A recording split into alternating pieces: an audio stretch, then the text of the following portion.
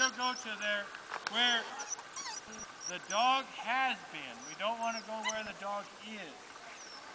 Okay?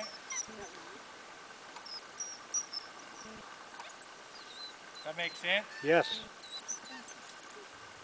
If we go to where it has been, we're still letting the dog use its instincts, so it goes around and fetches stuff to us. So when the dog goes by, we step towards where its butt was, then the dog will go all the way around and bring everything to us, will gather to us.